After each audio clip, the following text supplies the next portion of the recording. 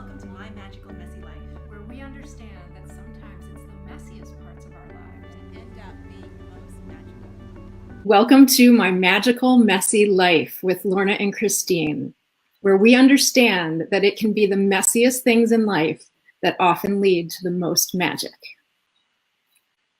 Hello, this is so exciting. I love our guest today on our show. Let us introduce Myrite Rothstein.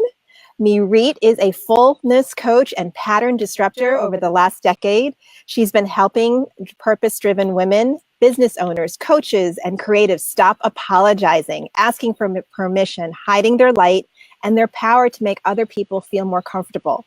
She wants every woman to reclaim that little girl inside her that was told she was too much of something or not enough of something else, so that instead of turning on herself, she could embrace her messy, beautiful imperfections as her own unique contribution to this world and step fully into her power.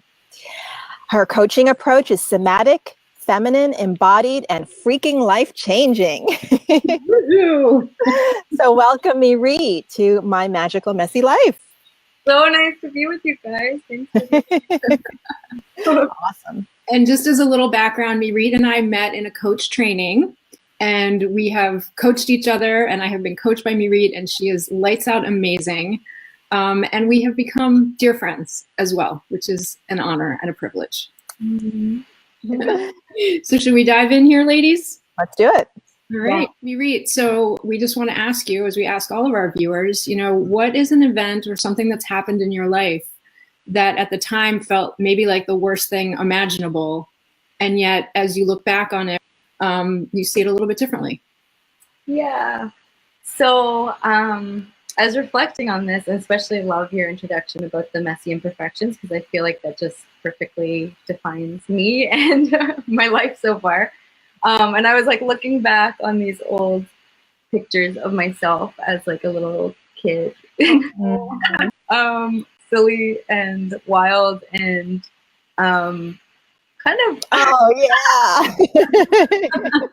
Great. So I come from a pretty big family. I have 3 older sisters, so I'm the youngest, the baby. And so it was almost like I had my parents, and then I also had like 3 extra mothers.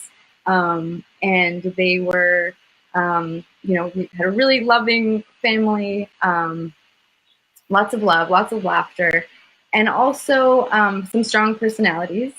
And I think being the youngest, I believed them when they said something, and I assumed that they were always right. And so I figured if everybody else was right, then I must be doing it wrong. And so I was constantly being corrected for whatever it was that I was doing. I was seen as kind of the wild child, or like the moody one that couldn't be tamed or controlled. My mother always has these stories of me as a baby being really stubborn and like leaving my crib before the plan to get into a bed. I just kind of crawled out and I was like, I'm ready. And just kind of, running around and being chased and not being able to like be still and be that good child like the rest of my sisters. And so I just had this sense of being controlled. Like there was something that was trying, whatever that spark was or that essence in me that was, they were trying to tame.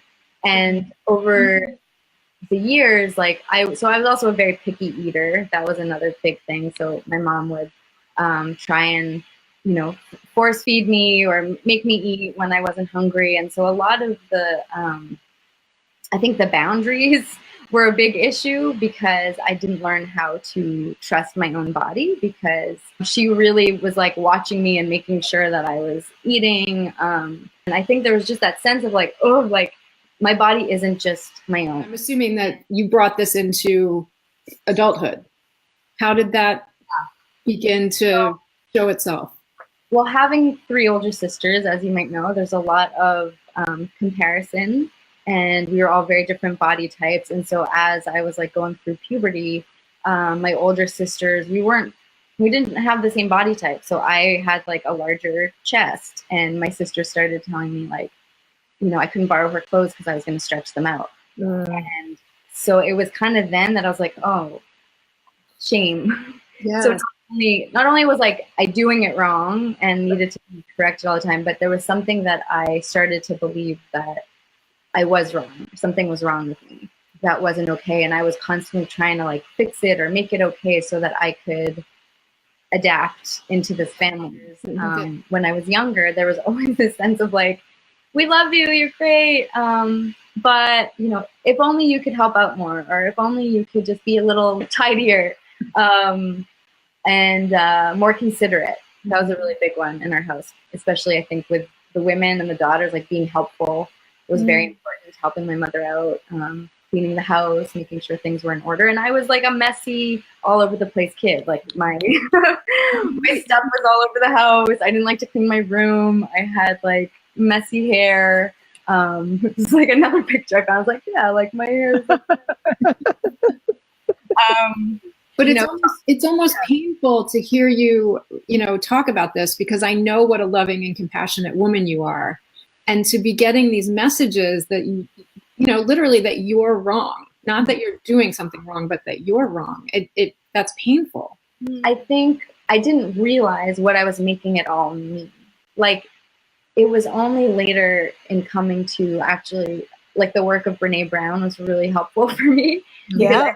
She had this story about her daughter. She had taught her daughter so much about her work that she was able to distinguish between the shame of like, I am wrong versus the guilt of I did something wrong. Right. And so her daughter had the story of going to school and her teacher said, you're so messy. And the daughter said, I'm not messy. I made a mess. Wow. Oh my God. That's the distinction that I needed. Like, nobody told me that. Like, oh, you've made a mess. Can you clean it up? But there was some sense of like just being labeled the messy one. I mean, in every family you get your labels, right? And if one sibling is like the funny one or the smart one, you're like, okay, so I guess I'm not that. What am I? And we kind of already are deciding who we have to be and who we can't be. And the term that I use is pretzeling. So like we come in with a spark and this essence, and then we're told who we can't be. We get into these different shapes and we're like, okay, do you like me now? Like, how about now? Like, so we're just visual. Yeah. And it's super uncomfortable, right? But I think I only realized later in life, like what cost I was paying to fit in. So actually, I'd love to, if you could share, Myrite, how did you start to notice you were bumping up against some of these limiting beliefs, that you started to question, what am I believing about myself? Like what kept happening in your life? Were there some patterns, some self-sabotaging behaviors, things like that? Looking back, there was a lot of self-hatred. I was punishing myself for that shame that I felt. Like if something's wrong with me, and I'm not okay, then I need to figure out how to fix it. And I need to figure out, how to fill up from the outside. So I was kind of looking for that validation. I was looking for other people to please them, please my parents, please my sisters. As long as they're okay, I'll feel better about myself. And so I kind of oscillated between like overeating, undereating, over-exercising, eventually losing my period for about a year and a half. I think that was pretty much the wake-up call. At that point, I was like, whoa, this is like, I've done some significant damage to myself that like my body is not regulating, and like, what is happening here? Like, how can I feel full again and feel whole again? And so, yeah, I think it was a mix of that. And also I feel like I was always a good listener, because I kind of had to be in my family. I had a lot of really good talkers. And so way to put that, Myrite. So I was like almost like a coach, but I wasn't being paid for it, right? Like I was just known as being that good listener. But eventually it took a toll on me. Like I could no longer just be quiet and be silent and be small. Like I felt like I was making myself really small. And there was a period of time in high school where I remember like my voice, like I felt like I lost my voice. And I had always been a very like vocal, like loud, really into theater when I was younger. And then at some point it just like went into silence. And I felt like I didn't have anything worthy to say. Like I felt like it didn't matter. It didn't matter what I said, what I shared, that I wasn't deserving. So all of these things I think were starting to occur to me. And then having an external like person to my family, like my husband, my now husband, and I think having that his perspective of things, like when he would come into my family and come for dinner, and he'd be like, "Why don't you ask for things?" Or like, "Why do you let them talk to you that way?" It was like he was able to see my worthiness before I was able to, and it's just that pattern of being the youngest. So how were you able to move out of this, Myrite? And I know it's not like a one-stop shop, you know, oh, I just woke up one day and everything was fine. How, you know, what are some things that you can say about moving into being whole, being Again, like, yeah, totally a spiral and a journey of asking for support and receiving, you know, the coaching and working with you and doing the trainings were a huge part of it. And then I think it was also just the, well, in one particular call, Lorna, I don't know if you remember this, but I had like a really big aha that was, we were kind of working with like my younger self and kind of growing her up with new understanding that we wanted her to have. And these words kept like coming to me. You are worthy as you are. Love, you just forgot. Now you remember. Yeah. And so that was huge for me to hear and to offer to her, because it really was a sense of like, you were never wrong. There was nothing wrong with you. You weren't, you know, messed up. There was nothing to be fixed. You were already whole. You are already whole. You just forgot. And so it kind of felt like a remembering of who I always was. And it felt like coming home. Yeah. So I think the wholeness part is actually about restoring my own integrity.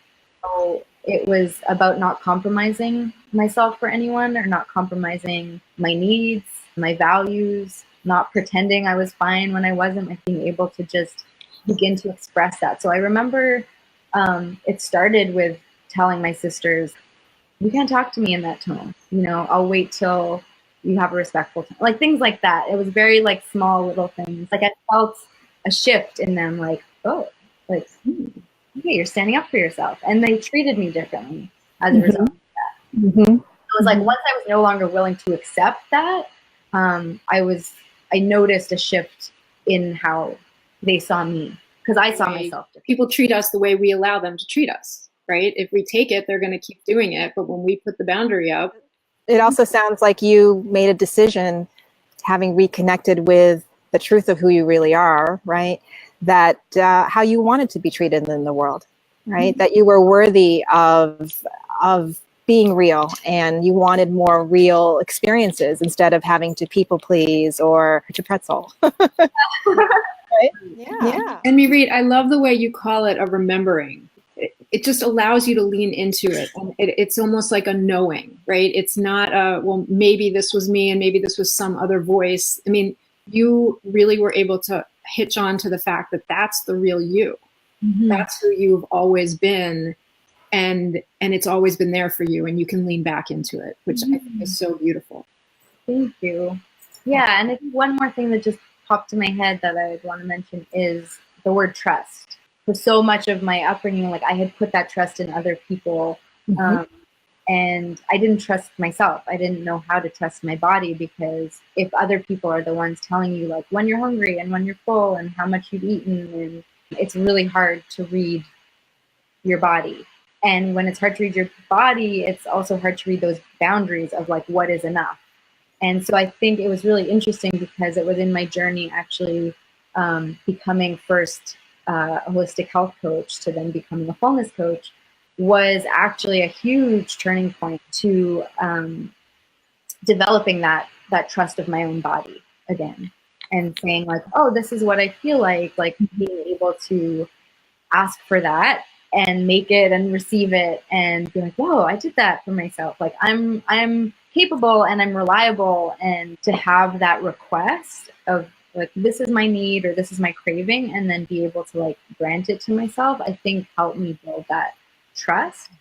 And also committing to myself, because I so easily abandoned myself and my body for so long that there was something really important about keeping my own commitments to myself that helped me build up my integrity. It's beautiful. Yeah, I love the idea of committing to yourself and recognizing how you had given yourself away. Mm-hmm. I think that is so, so very common. And so often we are angry at other people for what they're not doing for us, when really it's what we haven't done for ourselves. Mm-hmm. That we think that they've abandoned us, we think that they're not treating us properly, but it's really what we've done to ourselves. Yeah, totally. I say that all the time. It was funny. I think I wrote that out today about cutting out the middleman. Yeah. What we tend to think is like we're waiting for that person to grant us that permission and tell us, yes, you are deserving, or whatever the thing we're waiting to hear. Cut out the middleman and offer it to ourselves. Right. And if you're waiting for the one, look in the mirror. Mm-hmm. Yeah. Yeah. We like to call it becoming your own best friend. And there is no better feeling than that, right? When you can finally come home to yourself, it's pretty powerful. Yeah, So, because you're not waiting for the other side. If you're making it about somebody else, then you're making them responsible for your joy and your happiness. and you're giving away your power again. So, because really what I'm hearing is you really reclaimed what you discovered has always been yours, you know, and it's a remembering, it's a, you know, a restoring. And I love those words that you're using, because so often when we talk about transformation, we get caught up in, okay, well, what was it I need to do again? And, you know, and sort of it's action and all of these things. And really what you're talking about is just waking up, you know, to sort of what's always been here. And once I think you said trust, you can trust yourself, trust that you have your own back, trust that you know what's best for you and your body. It really is the most powerful place to be. Then you really take the reins, right? So I can imagine in the work that you do now, you love the creative aspect. That's the gift to the world, that you've been able to shine because of what you've been through. It's just help people reclaim and keep creating that life like you are right now. It's amazing. Thank you. Yeah, and I think we are, just to say, like, we are all creative. You know, there's no child sitting in front of the Lego blocks and being like, I don't feel really inspired today.